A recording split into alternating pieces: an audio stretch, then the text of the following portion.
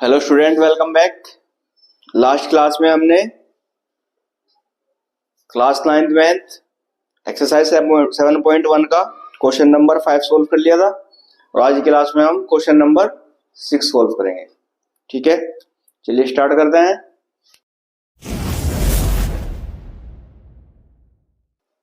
Question number 6 है हमारा आकृति 7.21 में AC बराबर AE। AC कहाँ पे है? ये रही हमारी AC बराबर AE।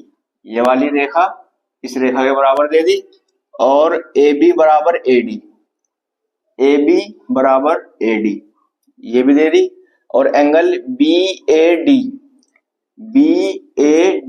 ये वाला एंगल बराबर है EAC के, इस वाले एंगल के। दर्शाइए कि BC बराबर DE है। हमें दर्शाना है कि BC यहां से यहां तक की लेंथ BC बराबर DE, इसको दर्शाना है। क्लियर है? चलिए, अब आप देख रहे होंगे कि हमें दो लाइन मिल गई। साइड ए की वाली ये इसके बराबर हो गई और ये इसके बराबर हो गई और एक एंगल बराबर हो गया। तो क्या इसमें हम लगा सकते हैं साइड एंगल साइड, है ना? आप सोच रहे होंगे ना कि दो हमें रेखा मिल गई और एंगल भी मिल गया, ये त्रिभुज तो पहले से ही सर्वागसम हो गए। ठीक है, लेकिन ये जो एंगल बने हुए हैं यहाँ पे देखिए, ये जो एंगल है ये यहां तक बना हुआ है और ये यहां तक बना हुआ है, इनके बीच में खाली जगह छुटी हुई है। ठीक है, यानी कि जो एंगल है DAC, ये वाला जो एंगल है ये वाला, ये इसमें खाली बचा हुआ है।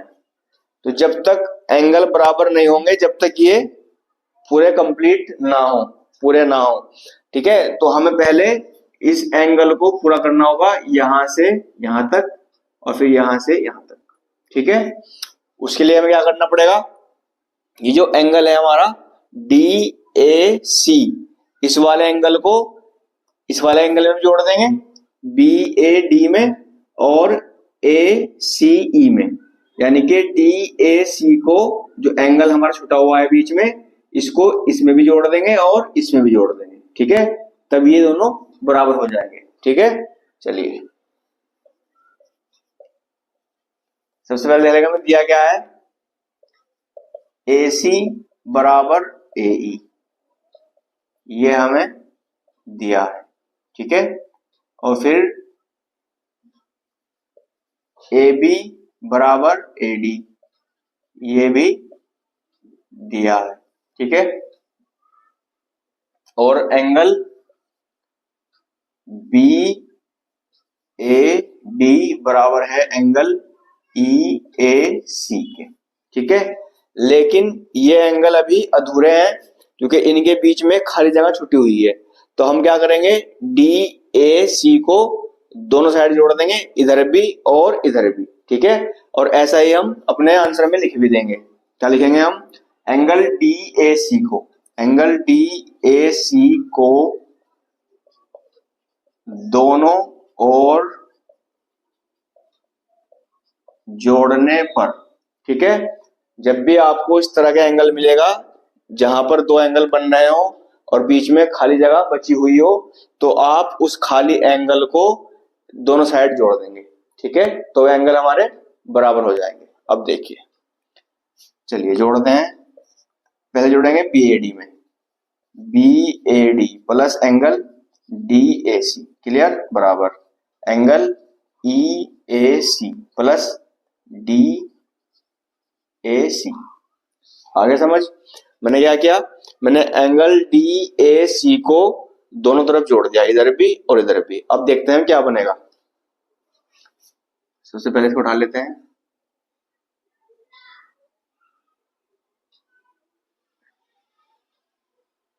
चलिए, अब हमने BAD में एंगल DAC को जोड़ दिया, तो ये एंगल कहां जाएगा हमारा, यहां तक। तो क्या बन जाएगा, ये BAC। आगे समझ, पहले ये था BAD, ये जोड़ने के बाद क्या बनेगा, BAC। ए सी। ठीक है, तो ये वाला एंगल हमारा बन गया एंगल बी ए सी बराबर।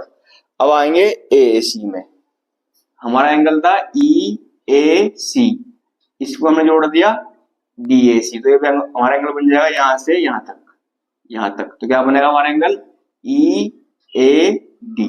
क्लियर, क्योंकि ये पूरा एंगल हमने इधर भी जोड़ दिया, तो ये बन जाएगा E A D, angle E A D. अब होंगे दोनों बराबर। ठीक है, अब इसमें बीच में कोई खाली जगह नहीं बची, ये यहां तक आ गया और ये यहां तक चला गया। ठीक है, तो अब ये बराबर हो गया, तो अब हम लिखेंगे साइड एंगल साइड। ठीक है, side angle side, side angle side, side angle side सर्वाग समता नियम से। ठीक है, त्रिभुज कौन कौन त्रिभुज होंगे सर्वाग सम? त्रिभुज बी ए सी, त्रिभुज बी ए सी सर्वागसम हो गया त्रिभुज ई ए डी के, ई ए डी के। ठीक है, अब हमने दो त्रिभुज सर्वागसम सिद्ध कर दिए, तो अब हम लिख देंगे BC बराबर DE। कहाँ है BC? ये रही हमारी BC बराबर DE, ये वाली। ठीक है, तो यहां लिख दो अतः BC बराबर DE होगी बाय CPCT। ठीक है, और ये हमारा आंसर, ये हमें सिद्ध करना था। क्लियर, आई होप कि आपको अच्छे समझ में आ गया होगा। आप अच्छे से प्रैक्टिस कीजिए, मिलते हैं नेक्स्ट क्लास में क्वेश्चन नंबर 7 के साथ। Thank you.